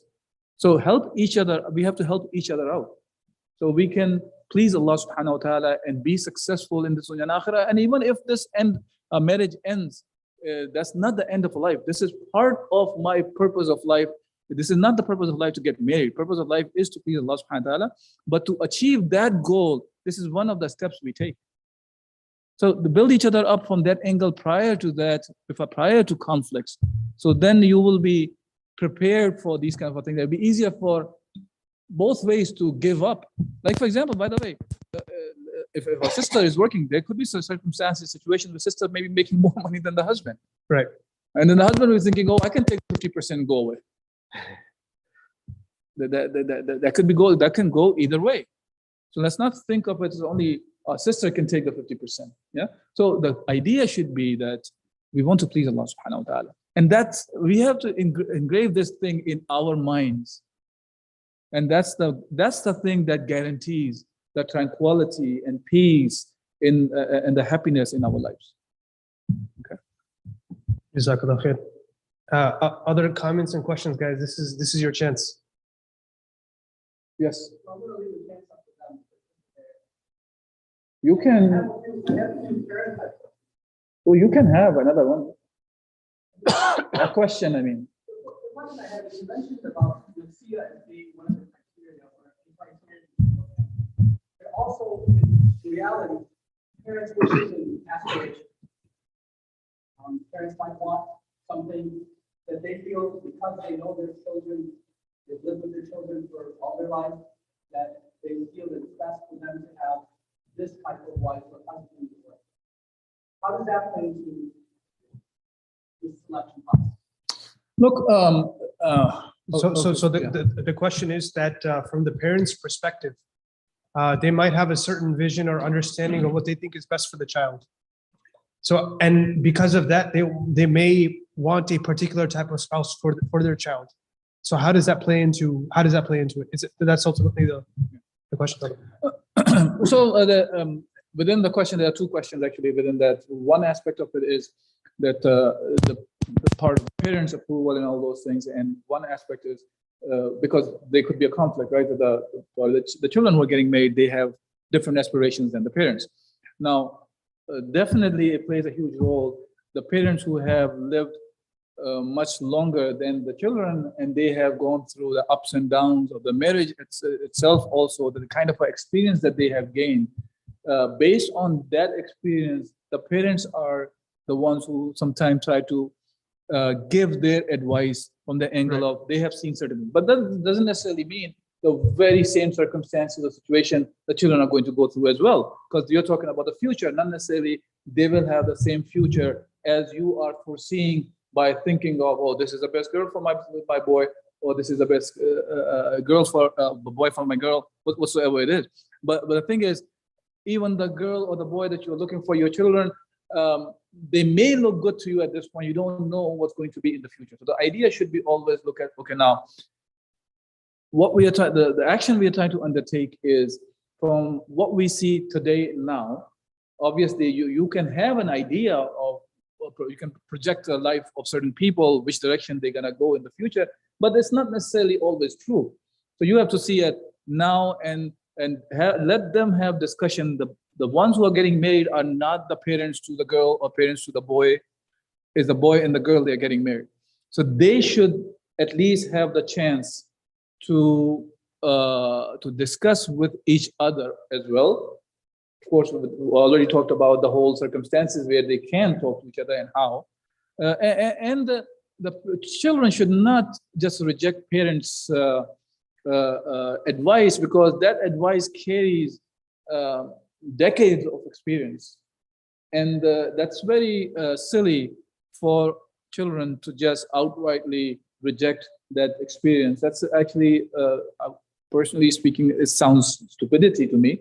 But at the same time, you can have parents as well in some cases that may not be giving the best advice for those circumstances. Hence, it should be always, and there's a conflict or something, try to take it back to, always take it back to Islam, of course, but the conflict you're talking about is not necessarily the issue of any one of them is saying haram. Both are saying the halal things, mubah actions, permissible, meaning the children were trying to choose some spouse and the parents are trying to choose a spouse for the person. They both are saying within the Islamically permissible actions. And now at the end, but remember that it's the children who are going to be getting married, and they are the ones who are living their lives. But children must look into the advice that they are giving the parents, because it does carry a lot of experience and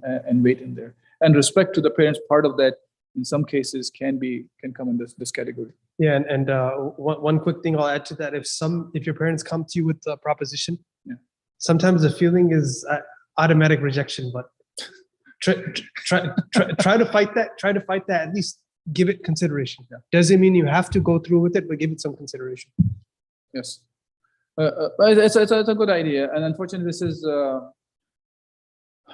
again, this is something coming from the societal norms. If you pay attention to that, because when you said first response come to our mind is rejection, because the parents have brought in something in the picture, because the society has painted a picture of, oh, this is something bad that your parents are arranging a wife for you or husband for you, and that these are the societal norms. The very same societal norms are teaching the very same youth that go and commit haram, live with each other for years, and then decide if you want to get married or not. Yeah. If we keep the criterion is our Islam to make our decisions, I think things become much, much easier instead of taking these norms from the society, which is making haram easy and halal way of doing the things more and more difficult today. Right. So maybe we have time for one or Yes. two more questions. Yes, continue. Go. On the flip side, remember, I think you talked about this, about the responsibility of a man or a woman to have that ability not to leave it all open and say, on that 50, whatever you want. Mhm. So I just wanted to make sure that that's also addressed, because many times in various cultures, that's about its own thinking that the mom and dad would decide. I mean, there's nothing wrong with that either, because well, look at see, society has made it this thing as something very bad.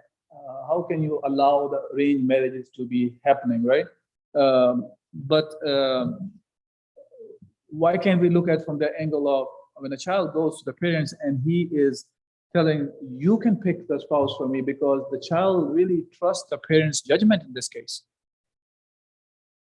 He has a good communication with the parents, and he understands that the parents are going to pick something good for him or her.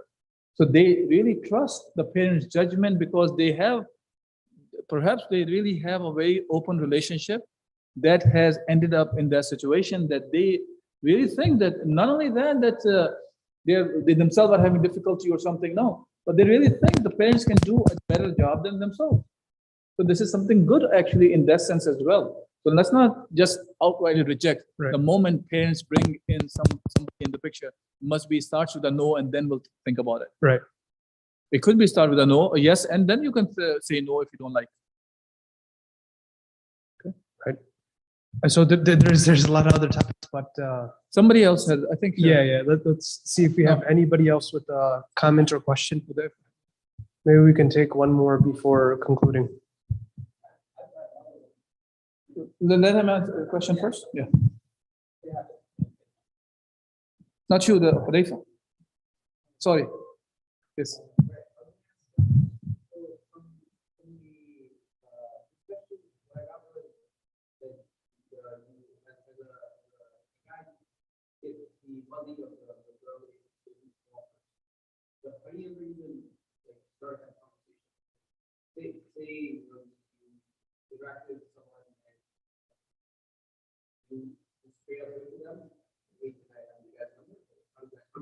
So it's a very practical question from the guy's perspective.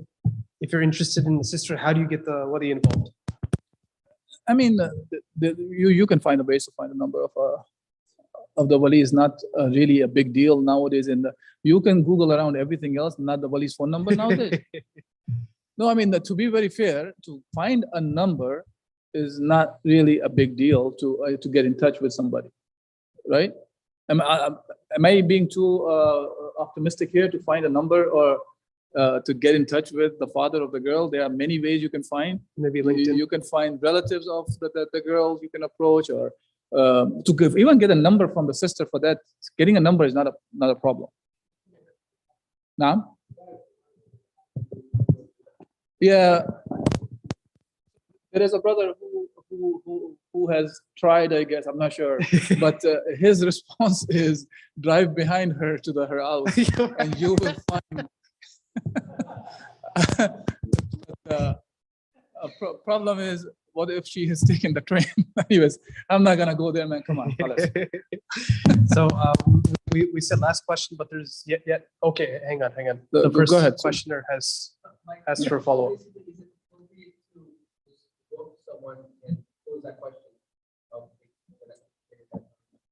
I mean, the father's number. Yeah, you can ask the father's number if that's all you're doing. Let's not make it anything more than that. This is a serious thing that you want to get involved in getting married.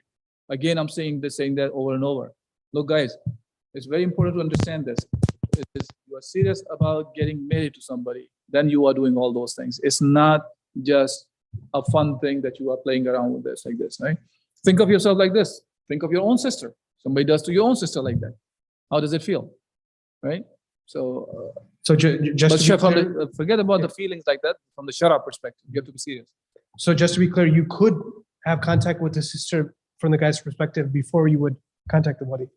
No, see, It can this work is that what no, this is not what I'm saying. I am saying the contact should be, of course, you try to get to the wali here Initiating. to initiate this talk with the wali, not dating going on prior to that. I'm being very straightforward here. So Makes sense? there was a question. Uh, We're getting a hold few on. more questions. I think he raised the hand Yeah, yeah. first, and then him, and then him. Okay, you were we will have to end. I'm just going in the end order. pretty soon, but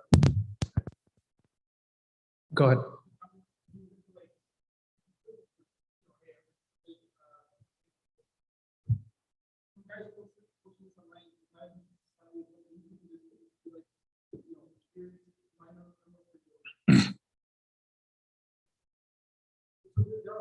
Mhm. Well, I want to make sure that that's different than start going and talking and continuously having discussions and yeah, okay, sure. Yeah.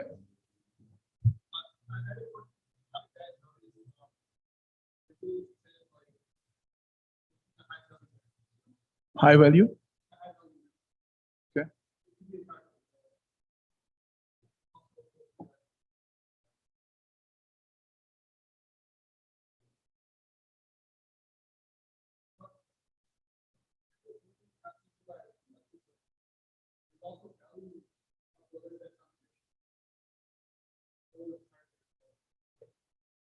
Right. So the question is, the discussion in many people are having today is finding a guy that's high value in the sense that he's got his life put together. He has wealth. He has money. He has physique, muscles, things like that. Right. He's got his life put together from that perspective. Right. Mhm. But there's not as much emphasis put on somebody that has a mindset, a focus, a mission, an objective. Right.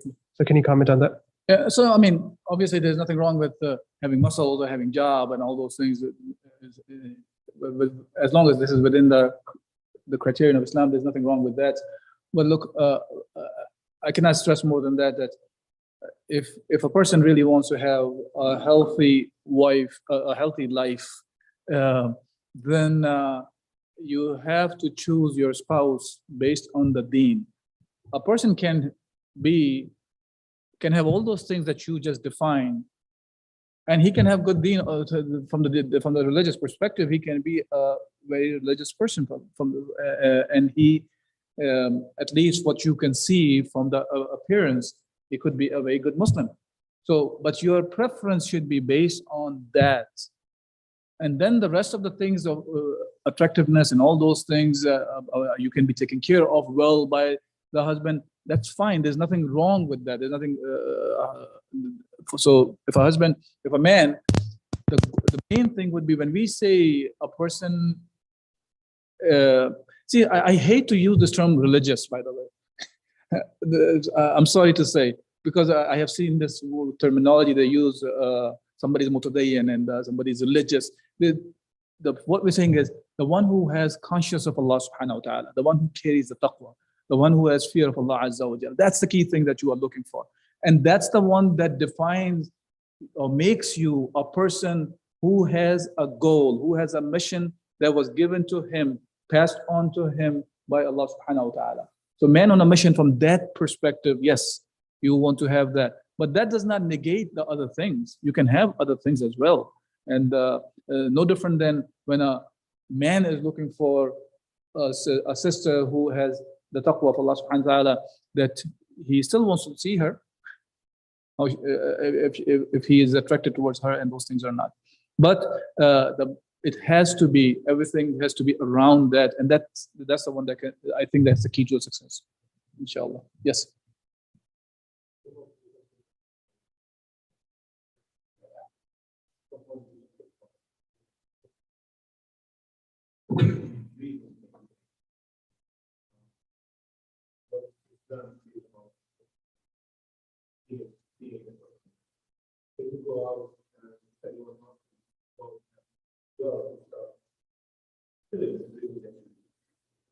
So the question is about somebody that was originally in a marriage process with a prospective spouse and it didn't work out. And because of that, they have certain knowledge from talking to that sister or brother.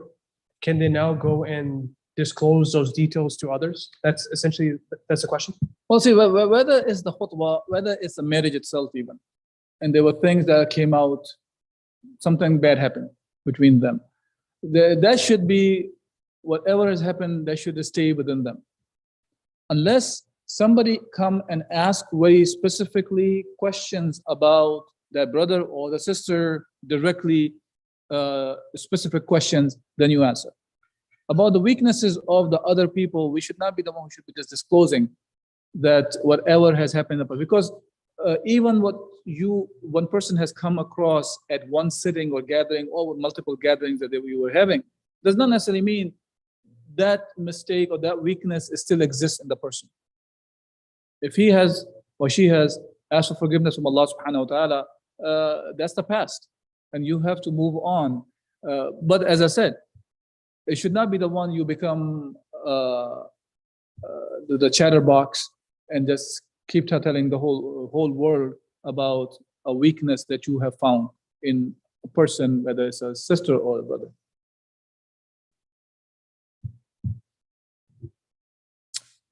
You have a question, brother? My question is more about, so this might be an odd question for the topic we're discussing, but is marriage obligatory and are there any repercussions for that? So, yeah. So the question is marriage obligatory and are there any repercussions for not choosing not to get married? Is that correct? Yeah. So I mentioned that in the beginning of the talk. We talked about a little bit. Did not go into too much of a detail, but the majority of the scholars, when it comes to the situation, if a person is going to be committing haram, in those circumstances, they say it's an obligation for the person to get married, if he can, of course. If he does not have the capability of getting married, then he should be fasting, because fasting works as a shield for avoiding the temptation a person is going through. Now, in general, besides that, most of the scholars agree that it's a sunnah. It's not an obligation for a person to get married. But as I said, in those circumstances, that can become obligatory to avoid the haram. So if these are the repercussions, the person can get into haram, then yes, he should get married. He must get married then. Make sense?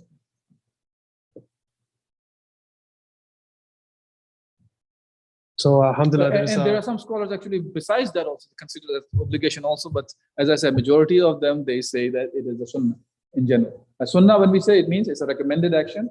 If you do it, you're on the sunnah of Rasulullah sallallahu alaihi wasallam, you're getting the hasanat for getting married.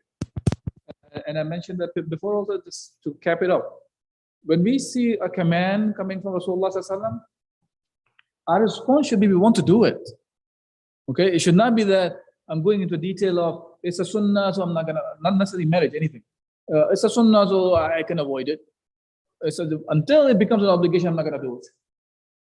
But yes, this is there for the priorities, that when you are at a crossroad of, it's a time for you to do an action, only thing you can do is either do the fard or the sunnah, then fard will take the precedence. So our intent always should be to do as much as we can, even the recommended actions. Okay, so marriage will come under the same category, but I want to tell you the reason I was saying what. So it's not haram if this person does not get married. He's not committing a sin unless he's in the situation he is ending up committing sins. Okay, yes. This question is more about mutual interest. A lot of times, maybe aside from going through that process of understanding the person is someone that meets your criteria, or your and it comes down to the point where a person's not willing to reach out or feels that they need to have a mutual interest in some sort of quote unquote signal or something that would indicate that the other person is also interested. In that situation, for that situation, what should the person do? So I'm not sure if I understand the question correctly. You're saying that if a person is waiting for some sort of mutual interest with the other person, like a signal that they're also interested, is that so? How?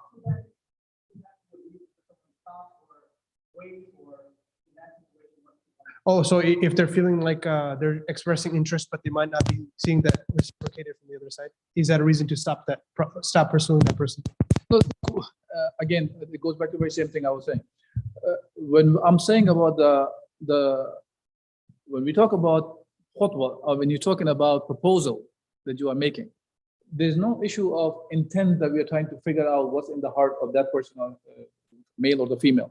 No, it's directly you're talking. You have brought this in action now, and now you are getting the response back from them, whether they're agreeing or disagreeing. We are not in that thing of just keeping in the heart and figuring out if I'm getting certain signals of approval or disapproval.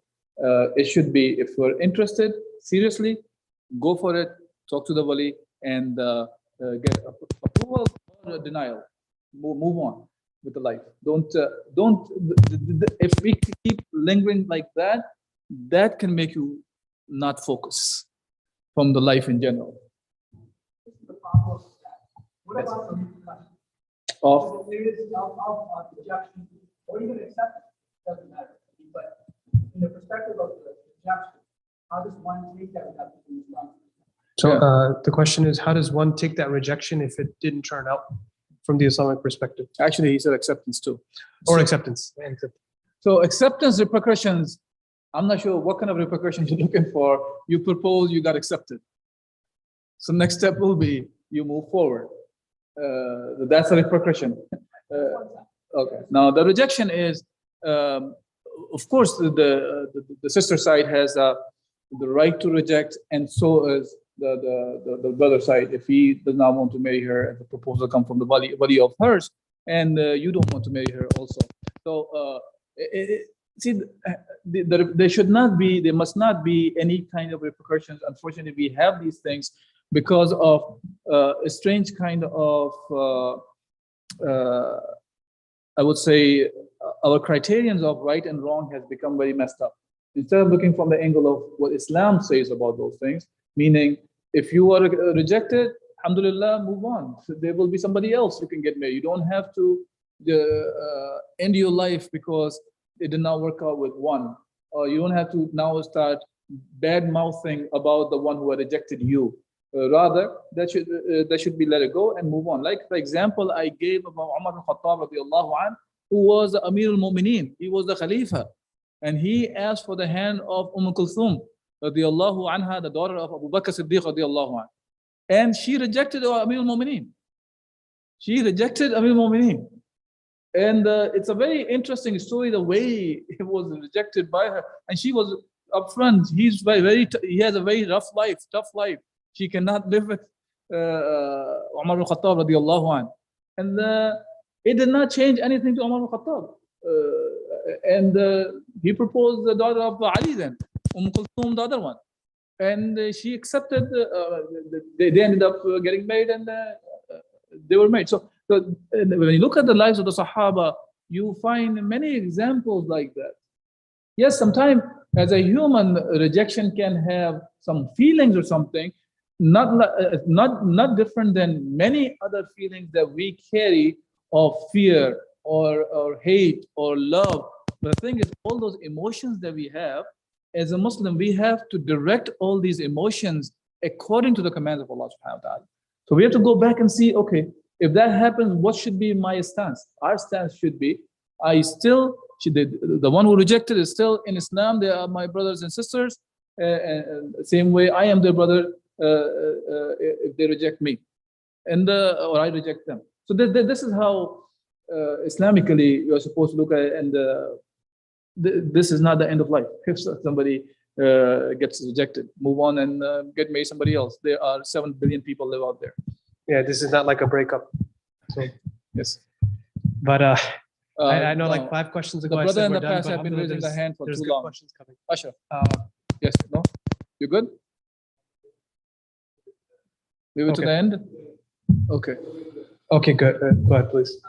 So, what's the guys, what's the brothers, like to talk about, full lives? So, I wanted to ask, how practical is Yeah, so the brother's asking, a lot of guys joke about having 4 wives. How practical is this concept in today's reality, perhaps for us, even living in America? Yeah. So to be clear, I hope that the joke is not in any way to ridicule the hukm of Allah subhanahu wa ta'ala here. It's joke in just as a sense of they're looking for second or third or fourth wife. That's a separate issue than ridiculing the command of Allah subhanahu wa ta'ala. Okay. Islam allows that. The simple answer is that. And if a person can get married, this is from Allah subhanahu wa ta'ala. This is something which Allah subhanahu wa ta'ala allows. Now, how does it go within within the local laws and all those things? Obviously, the laws of the land, some of them, they do not allow these things from the legal perspective, but from the Shari'i perspective, it is allowed for us from Allah subhanahu wa ta'ala. And for us as a Muslim, that's what it matters. And whether how difficult it is or in this current reality, I'm not the one who's married to more than one, so I cannot give you my personal experiences. But what I can tell you is this is something that Allah subhanahu wa ta'ala has allowed.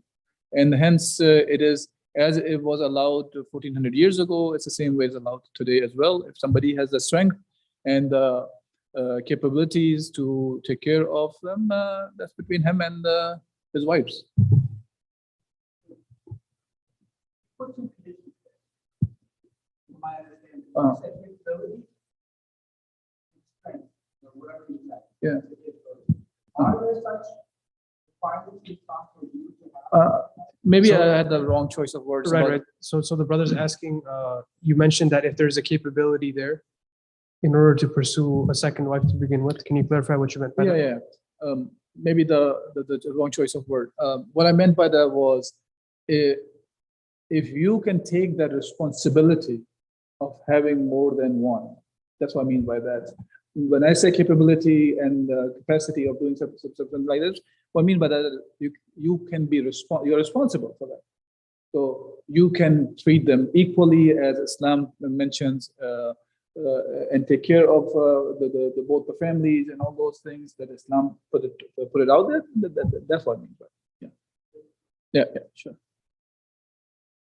And I guess the only other thing that comes to our mind is that sometimes even if you're allowed to do something, you have to think about how you do it and what the potential consequences can be.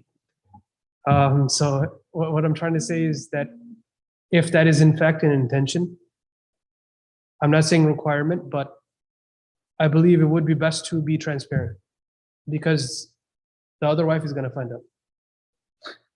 So it's better to be transparent from that perspective, right? That if that's a reality that you're gonna, I'm not saying requirement, but that's all I'll say for now. Let me put a pause here. Let's be realistic here, okay? Let's the ones who are asking this question. Let's get the first one first, okay? Then talk about the later numbers.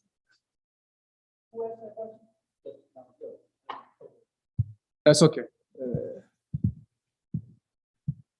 Go ahead.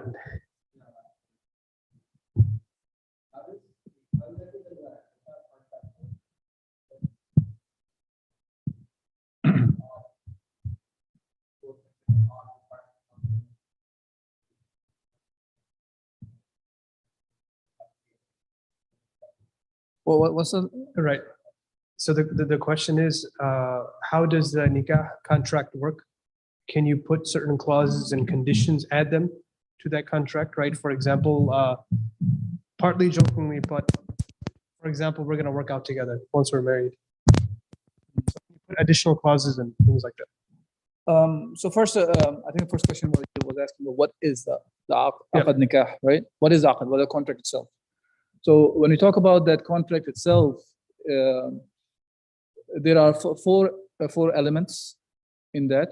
One is called the ijab, which is the offering. Second one is the qubul, which is the acceptance.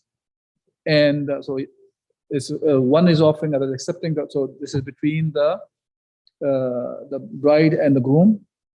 And that acceptance must be, or the acceptance of not only the bride, but also the wali as well. Okay. And also there has to be 2 witnesses. So without 2 witnesses, at least 2 witnesses, does not mean if there are more, then we have a problem. No, at least there have to be 2 witnesses. So ijab qabul, and there has to be a mahar. Mahar is the dowry that is agreed upon between the 2 parties. That has to be given by the husband to the wife. We did not go into too much detail about the mahar. I think it's not the time now to go into too much detail of that. But all these things have to be fulfilled for a valid, sahih, what you call a contract to be completed. Now, if acceptance or offering is not there in a proper way, then it becomes invalid.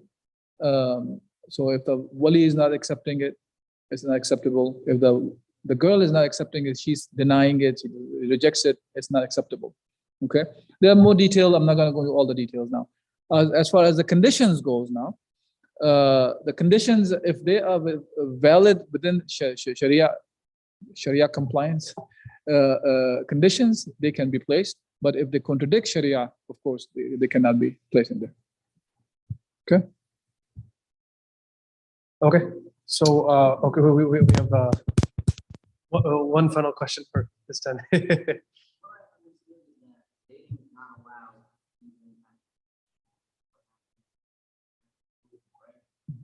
How can someone know person's personality?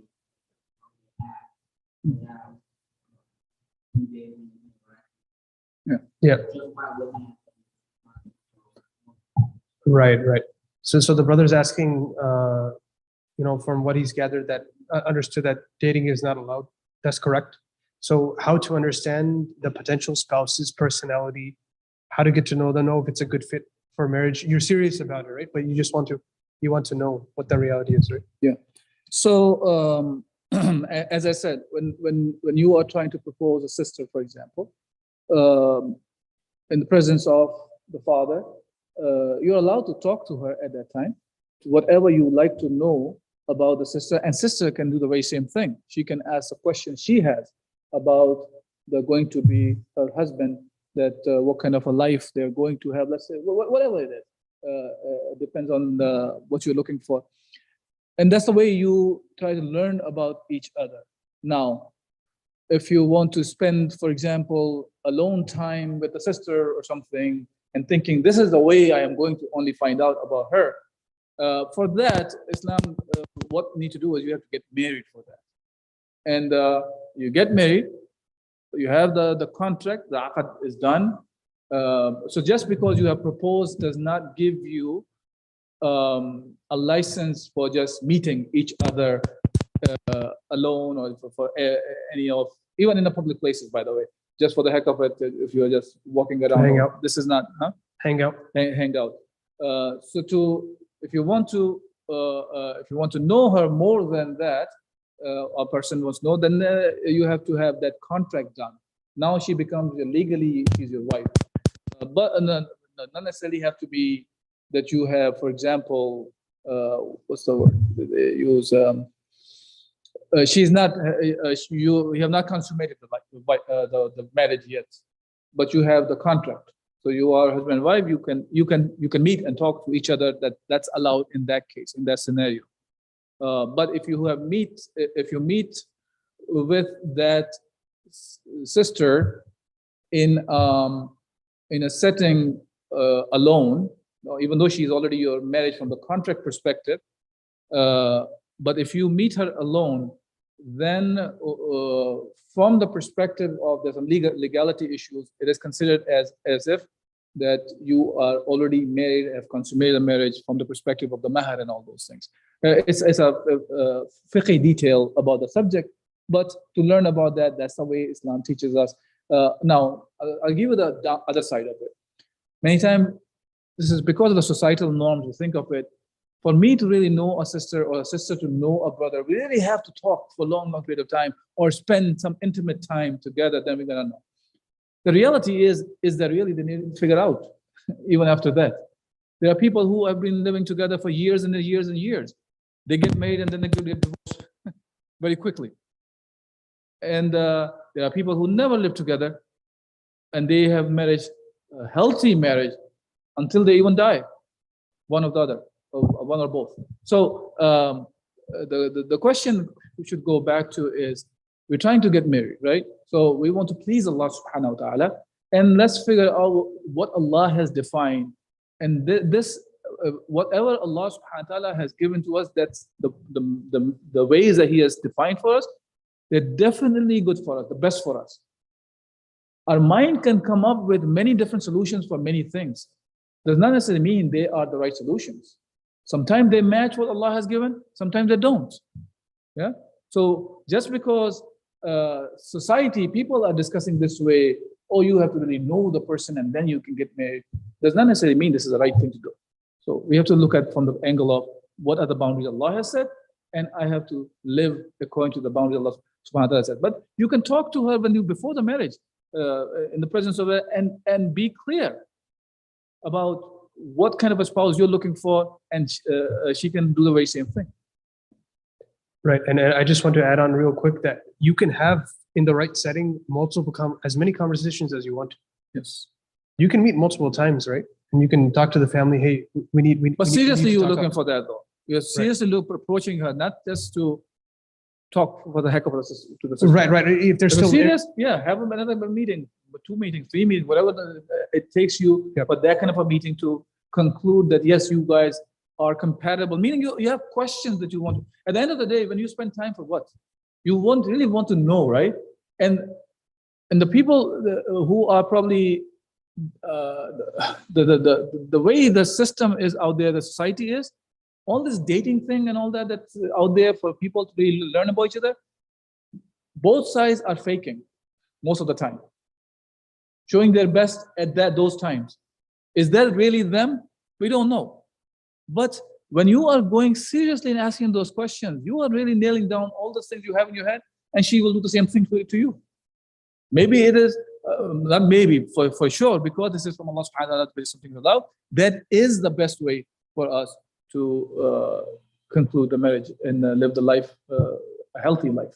Yeah, and to be honest with you, what you're trying to find acceptability criteria. Once you assess that that person has taqwa, they fear Allah, they censure those rules in their lives. There's somebody that works and cares about the deen. There's somebody that you can talk to. When you talk to that person, you're not just trying to figure out what are they saying and what are they not saying, but can you hold a conversation with that person? Once you meet the acceptability criteria, then you make dua, you put your best foot forward, right? And there is an excitement about that too, to get to know somebody. There is an excitement about that you wouldn't get if you went through the route of dating and knowing all of the faults of the person too, right? Once you understand all that, marriage is just a ceremony. Perhaps you have children and get a tax cut, right? So what's that real? Where is the excitement in that? And if you look at the divorce rates, majority of the people in the statistics are people that have dated, gone through multiple partners before they've committed to marriage, right? Does that turn out? We know how that turns out, right? Okay, so with that, inshallah, we're gonna wrap it up there. If there's any, brother had a question for the end. I forgot you had a question. Go ahead. But to be clear, when he's saying the last question means nobody else can ask questions after this. That's the third last question.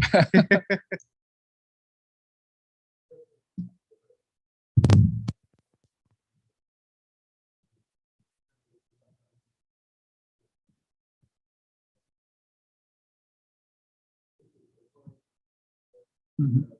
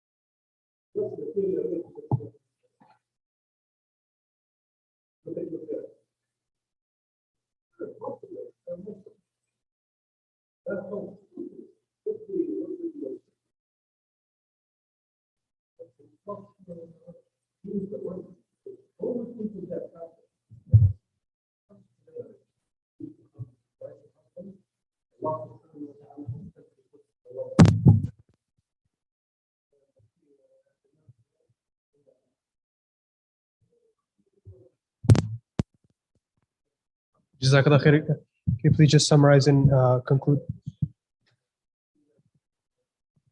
So at this point, we're running. I'll leave it up to the speaker. No, that's fine. I was joking about that. If there's anybody have more questions or comments, we'll continue on, inshallah, as long as the questions or comments. Idea is we'll try our best. I'm not saying that you will get all the answers from here, but whatever we can do from our end. So the brother was referring to the ayah that is from Surah Rum, as we discussed that in the beginning of the talk.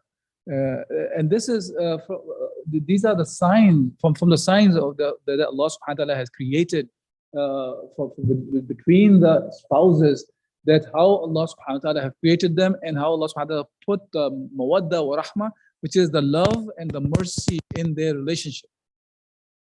This itself, as I was saying in the beginning, there are people who could be completely strangers, they get married, and subhanallah, the kind of love they have. I'll give you an example of that. Yesterday I was discussing the life of Mus'ab ibn Umair radiallahu anhu. When Mus'ab ibn Umair radiallahu anhu, when he was martyred, his wife was Hamna bint Jahash. I was talking about Zainab bint Jahash, the cousin of Rasulullah sallallahu alaihi wasallam. She was a sister, meaning she was also the cousin of Rasulullah sallallahu alaihi wasallam. And she was married to Mus'ab ibn Umair. So in that battle, it's not only that Mus'ab was martyred, Hamza radiallahu anhu, he was martyred, who was the uncle of Hamna as well. Abdullah bin Jahash, her brother, also martyred in the battle of Uhud. And Mus'ab ibn Umair. And when she found out about her uncle, she was very composed, inna lillahi wa inna ilayhi raji'un, that everything belongs to Allah subhanahu wa ta'ala and returns back to Allah subhanahu wa ta'ala indeed. And then found out about brother still. And then when she finds out about her husband, she started screaming and wailing. And Rasulullah sallallahu alaihi wasallam said that the love that Allah has created between the husband and wife is different than for the brother and for the uncle even. So going back to what the brother was talking about, this is what Allah has created. This cannot be matched with all those kind of funny relationships going out there in the society. Because Allah, the creator of the heavens and the earth, He is the one who put the love. He is the one who has put the mercy. So all these funky stuff that goes around, hanky-panky, it does not really do justice to any of these relationships. But the love that comes out of this, Allah is the one who has placed that, and it cannot be matched by anything else. So with that, I think I covered what your brother said. Yeah? We can conclude there. Jazakumullah khair, everyone, for attending and for the questions. And if you do have other questions and things like that that you didn't want to ask on the air, feel free to approach Sheikh Asim. And stay tuned for details on future programs. And if you have suggestions, please forward them our way. And inshallah, we'll see you guys next time. جزاكم الله خيرا. سبحانك اللهم وبحمدك نشهد ان لا اله الا انت نستغفرك ونتوب اليك. السلام عليكم ورحمه الله وبركاته. Inshallah, I'll be around if you have questions on the side you'd like to ask. I'll be more than happy to answer as